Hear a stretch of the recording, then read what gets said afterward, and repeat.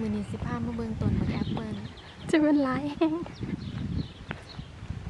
ต้นหมากแอปเปิลนี้อยู่ทางเขาสวนสาธารณะ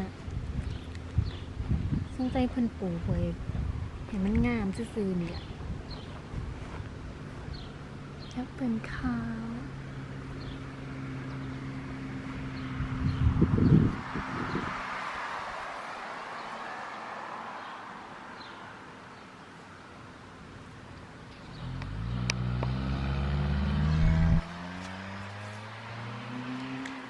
อันนี้ต้นแพร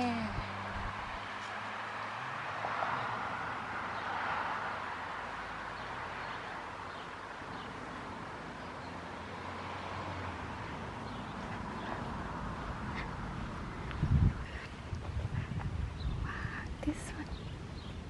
สุกแล้ว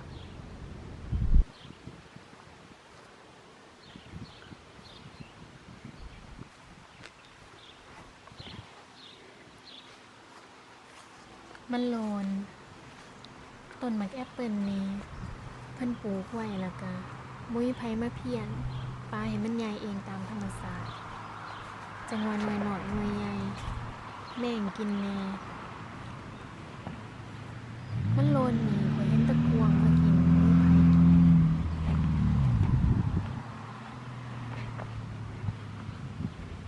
พุ่นน่ะเบิ่งพวกนี่จะแม่นหลายคือหมักสีดาบ้านเฮานี่แต่สะอ่อนเนาะข่อยก็อ่อนซ่อนซื่อๆได้ให้กินก็กินเบิดหน่วย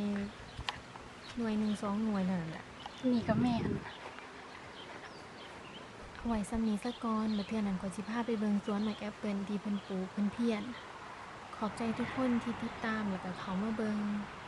บ๊ายบาย